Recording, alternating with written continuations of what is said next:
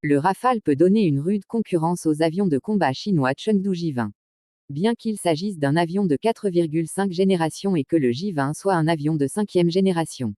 Après 4 ans de signature de l'accord avec Dassault, le premier lot comprenant les 5 avions de combat Rafale est arrivé sur le territoire indien le 29 juillet 2020. Les analystes estiment que l'avion Rafale a la capacité adéquate pour rivaliser avec l'avion phare de la Chine, même s'il s'agit d'un 4,5 version avion tandis que la Chine affirme que son Chengdu J-20 est un avion de 5e version ou génération. Par conséquent, dans cette vidéo, nous faisons une comparaison entre les deux avions de combat. Le Rafale et le Chengdu J-20, l'avion de combat le plus avancé de Chine. Nous allons l'examiner sous différents angles, de ses caractéristiques aérodynamiques à son avionique. Premier point, les dimensions. Alors que le J-20 a une longueur de 20,4 mètres, une largeur de 13,5 mètres et une hauteur de 4,45 mètres. Ce qui détermine que le J-20 est assez grand en longueur et en largeur et a un peu moins de hauteur que le Rafale. En ce qui concerne son poids, le J-20 a un poids à vide de 19,4 tonnes et un poids maximum pour voler de 36 tonnes. Alors que le Rafale a un poids à vide de 10,3 tonnes et un poids maximum de 24,5 tonnes. Eh bien, nous pouvons voir ici que le poids et la taille du J-20 dominent la région. Mais nous devrions également examiner d'autres perspectives avant de tirer une conclusion. Deuxième point, les capacités aérodynamiques. En capacités aérodynamiques, la vitesse maximale du Rafale est de 2130 km/h avec un plafond de service de 15 235 mètres et une autonomie de 3700 km.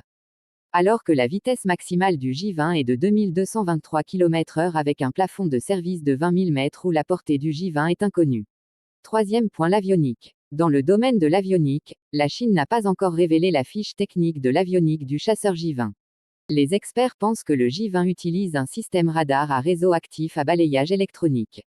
Le même système est utilisé dans le Rafale et est considéré comme l'un des systèmes radars les plus avancés.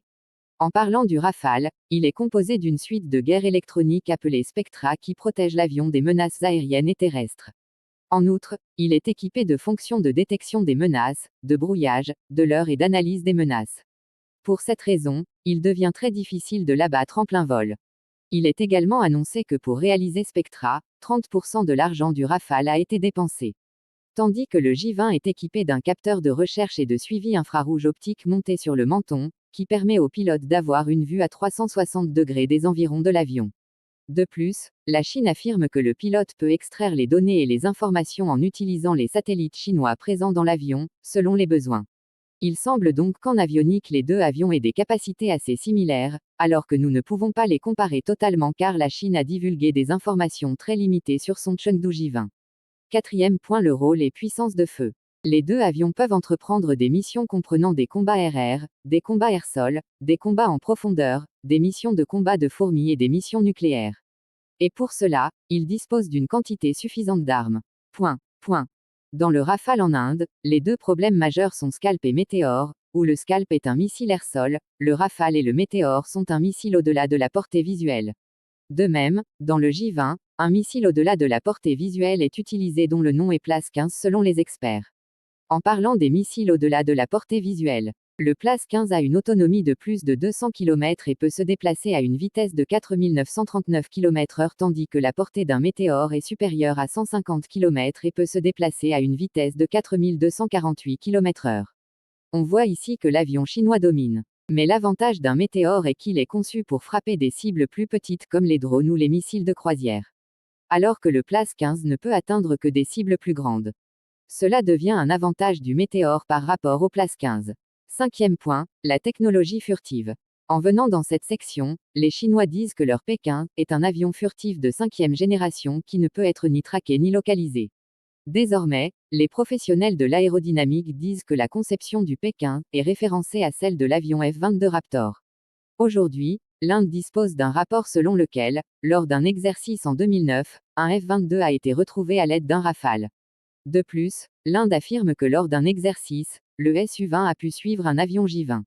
Parlant en faveur du Rafale, il n'a aucune caractéristique furtive et il s'agit d'un avion de génération 4.5. Cela ne veut pas dire qu'il est inférieur à J-20. Le Rafale possède une excellente combinaison de radio et d'avionique qui, combinée, rendent sa section efficace radar difficile à capter par tout autre avion. 6. L'expérience. Sur le plan de l'expérience, le Rafale présente de nombreux atouts puisqu'il a prouvé ses capacités dans les régions de Centrafrique, de Libye, du Mali, d'Afghanistan, d'Irak et de Syrie. Cependant, l'avion chinois J-20 ne s'est encore engagé dans aucune activité de guerre susceptible de démontrer sa capacité à combattre ou à mener n'importe quelle mission. Dernier point, la conclusion. Pour résumer, on peut voir à travers de nombreuses spécifications techniques que le J-20 montre qu'il domine la région sur le Dassault Rafale et affirme que le J-20 est un avion de 5e génération et le Rafale est un avion de 4,5 génération. Cependant, de nombreuses spécifications ne sont pas encore révélées par le peuple chinois. Ainsi, nous ne pouvons pas dire quel est le meilleur avion de combat. De plus, après avoir examiné les spécifications et l'expérience du Rafale, nous avons spécifiquement étudié sa combinaison avionique avec son radar. On peut dire que cela peut donner une rude concurrence à l'avion de combat chinois. Comme il a prouvé ses capacités dans de nombreuses régions, ce n'est pas le cas du J-20. Et il est difficile de retrouver un Rafale alors que les rapports disent qu'un J-20 a été repéré par un Su-30 et que le F-22, considéré comme une source d'inspiration pour la conception du J-20, est également repéré par un avion Rafale.